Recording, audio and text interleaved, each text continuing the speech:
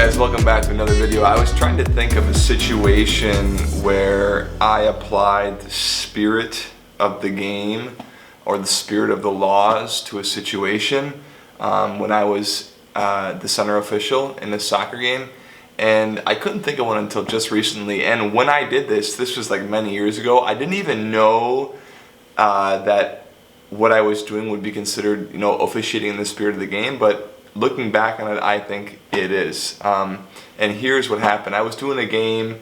I might have been by myself. It was like a boys, U15 or U16 game. And it was one of those games where it was just lopsided. It was like, 8-0 or something. And one of the teams is just getting smoked. Like so bad that the ball was in one half of the field, like 90% of like the second half. It was just ridiculous, right? Like, and so much so that the goalie of the team that was winning, he walked over to his goalpost and he sat down and put his feet up and like started picking the grass and just fidgeting and like not even paying attention to the game. All right. Well, I look back and I saw this, and I don't know, it kind of did something to me in here, and I was like, that just kind of struck me as odd, right? Like, that's not really appropriate. It's kind of weird. You don't see it that often. So the ball was kind of down in their area once or something, and maybe it had gone out, and I went and I mentioned something to the goalkeeper, and I didn't shout at him out loud so everyone heard him, but I said, if I see you sitting again, you'll be cautioned. All right? And then maybe he might have said something like, oh, well, I never see the ball. And like my response was something like, I don't care.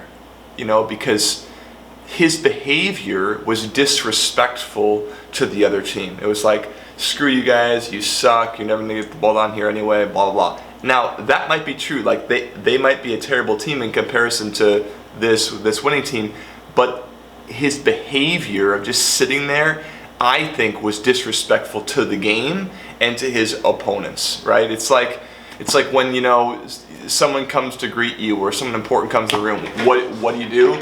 You stand up, right? If the president comes to see you or your congressman or something, you stand up to show respect for your elders or something, right? So just sitting there was just a complete like teenage jag-bag move that we're not going to allow that to fly. Now that law or the idea of sitting during the game, I couldn't find it in the laws of the game. If you can find it, put it in the comments. But I used, when we talk about this, the spirit of the game, we have safety, we have fairness, we have respect, and enjoyment. And I think he was violating this idea of respect for the game and respect for the opponent. So I said, you're not going to do that any longer. And if it persists, I'll caution you. You keep doing it, you're out. And later, I think it was either the coach of the team that was getting spanked, or it was some parents or something. They came up to me and they said, thank you for addressing that, because the other grown-ups there who were over 18 were like, that should not be going on, and they kind of confirmed what I sensed and what I took action on. So I hope that example is helpful for you for when you might invoke the spirit of the game and dealing with a situation that's not explicitly written about in the laws of the game.